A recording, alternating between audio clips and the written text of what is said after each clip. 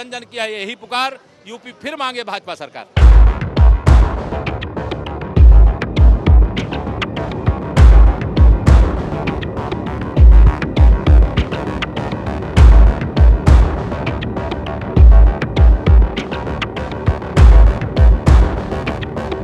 Corona की वजह से यूपी चुनाव प्रचार का रंग फीका है और रैलियां, रोड शो नहीं हो पा रहे हैं। इसी वजह से राजनीतिक दल अब डिजिटल प्लेटफॉर्म पर आ रहे हैं और डिजिटल तरीके से लोगों के बीच जाने की कोशिश कर रहे हैं। और इसी कोशिश के तहत भारतीय जनता पार्टी ने एक डिजिटल अभियान चलाया, जिसमें वैन रवाना करके प्रदेश भर में अलग अलग जिलों में इन वैन को भेज करके सरकार की उपलब्धियों को जनता तक ले जाने की कोशिश कर रहे हैं। आप देख सकते हैं कि भारतीय जनता पार्टी का ये प्रदेश कार्यालय है और ये वो वैन्स हैं जिस पे एलईडी स्क्रीन्स लगा करके एक रथ तैयार किया गया है और ये रथ यूपी फिर मांगे भाजपा सरकार के नारे को लेकर के जनता के बीच जा रही है। और इन एलईडी वैन्स पर आप देख सकते हैं कि जो स्क्रीन है, उस स्क्रीन पर सरकार की 5 साल की उपलब्धियों का बखान दिखाया जाएगा। तो गली गली, चौराहे चौराहे इन वैन्स को ले जा करके सरकार की जो उपलब्धियां हैं उनको दिखाने की कोशिश होगी।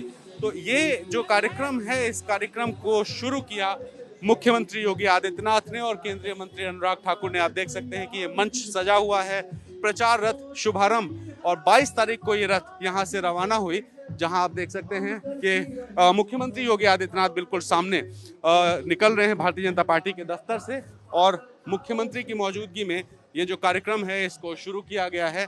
तो मुख्यमंत्री अब यहाँ से निकल के घर घर प्रचार अभियान भी चलाएंगे, लोगों के बीच जाने की कोशिश करेंगे, बात करेंगे और यहाँ पे भारतीय जनता पार्टी में जो नेता हैं, बड़े नेता, वो सब अलग अलग जिलों में जाकर के बात करने की कोशिश करेंगे।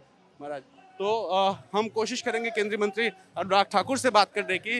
अनुराग जी, एक सवाल।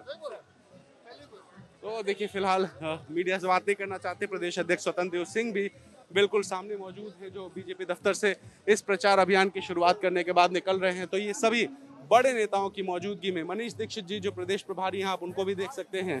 तो मनीष जी, आज ये जो प्रचार अभियान है, क्या योजना है, किन किन जिलों में कहां कहां जाएंगे, क्या अभियान है?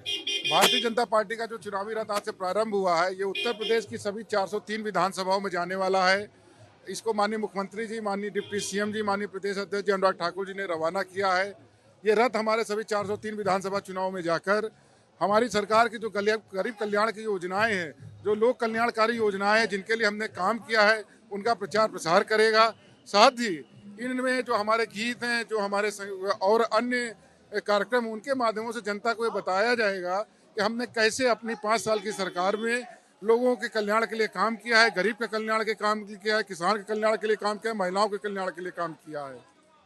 तो ये प्रदेश मीडिया प्रभारी हैं मनीष दीक्षित, जिनको आप सुन रहे थे। ये बता रहे हैं कि ये रथ अलग अलग जिलों में जाकर के प्रचार प्रसार का काम करेंगे।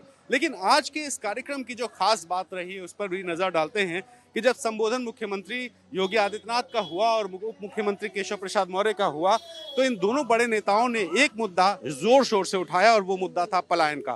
कैराना का पलायन सबको याद होगा, सपा की सरकार थी और ये एक बड़ा मुद्दा बनाया गया था और उसी कैराना में घर घर प्रचार अभियान चलाया जा रहा है। और उसी पलायन के मुद्दे को उठाकर मुख्यमंत्री योगी आदित्यनाथ ने कहा कि इस प्रदेश में अब अपराधियों का पलायन होता है, आम लोगों का पलायन नहीं होता है। और उप मुख्यमंत्री ने भी कहा कि पलायन रोकने का काम बीजेपी की सरकार ने किया है, कोई माइका लाल अब इस प्रदेश में पलायन नहीं करवा सकता है। तो सीधा निशाना समाजवादी पार्टी पर साधने की कोशिश की गई। उप मुख्यमंत्री की मौजूदगी में सीधे सीधे एक लाइन तुष्टिकरण की बात की गई और एक लाइन लेने की कोशिश की गई कि जिस लाइन में बीजेपी चाहती है कि वो सारे मुद्दे उठाए जाएं जिन मुद्दों को लेकर के वो 2017 में लोगों के बीच गई थी और सरकार बनाई थी। ऐसे में कहीं ना कहीं इस चुनाव में आप देखिए कि जो भी दल लड़ाई में है, बीजेपी और समाजवादी पार्टी, जो साफ साफ चुनाव की लड़ाई में दिखाई दे रहे हैं, ये दोनों दल एक दूसरे पर ऐसे ऐसे मुद्दों को उठा करके हमला कर रहे हैं जिन मुद्दों को ये लेकर के जनता के बीच जाना चाहते हैं। और चूंकि चुनाव प्रचार में एक रोक टोक है, प्रतिबद्धता है कि रैलियां, रोड शो फिलहाल नहीं हो सकते हैं, ऐसे में ये कोशिश है कि अपने बयानों के जरिए, सोशल मीडिया के जरिए, मीडिया के जरिए ये नेता अपनी बात लोगों तक पहुंचा सके। और उसी कोशिश के तहत आज ये वैन भी निकाली गई है और साथ ही ये जो पलायन का मुद्दा है वो भी उठाया गया। आप देख सकते हैं बिल्कुल सामने ये जो गाड़ी खड़ी है, इस गाड़ी में केशव प्रसाद मौर्य जो उप मुख्यमंत्री हैं वो यहाँ से निकल रहे हैं। तो केशव प्रसाद मौर्य ने भी आज वही मुद्दा उठाया जिस मुद्दे को लेकर के वो चाहते हैं कि जनता के बीच जाएं, जनता से बात करें। देखिए केशव जी, एक बार नारा दो।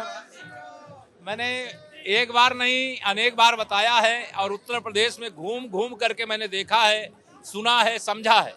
आज प्रचार अभियान का जो हमारा रथ रवाना हुआ है, ये समाजवादी पार्टी के गुंडागर्दी, समाजवादी पार्टी के दंगागर्दी, समाजवादी पार्टी के भ्रष्टाचार की पोल खोल दे करके जनता के सामने रखने का काम करेगा। इसलिए मैं कहता हूं, जन जन की यही पुकार, यूपी फिर मांगे भाजपा सरकार, यूपी फिर मांगे भाजपा सरकार और समाजवादी पार्टी की गुंडागर्दी को हम लोगों के बीच लेकर जाएंगे, बताएंगे कि उनकी सरकार में किस तरह की गुंडागर्दी थी। ये कहना है उप मुख्यमंत्री केशव प्रसाद मौर्य का।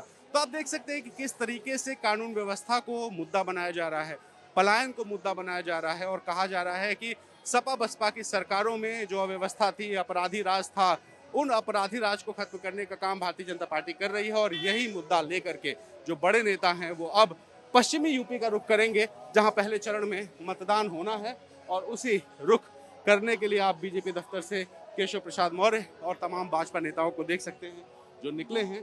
तो बीजेपी की पूरी कोशिश है कि इस चुनाव में वो अपने तरीके से अपने पिच पर विपक्ष को लेकर के आए और इसीलिए बयानों में लगातार इस तरह की बात कही जा रही है जिससे सपा प्रतिक्रिया दे और उससे ये मामले मुद्दे बन जाए। तो फिलहाल बीजेपी ने रथ निकाल दी है।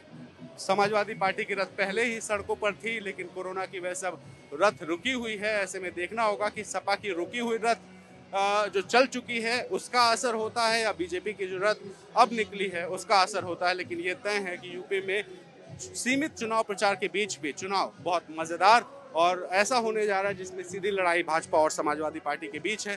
तो जनता किसको चुनती है ये जानने के लिए 10 मार्च तक लगातार एबीपी न्यूज देखते रहिए, ये हम अपील करते हैं। कैमरा पर्सन प्रेम सिंह के साथ रणवीर, एबीपी न्यूज लखनऊ।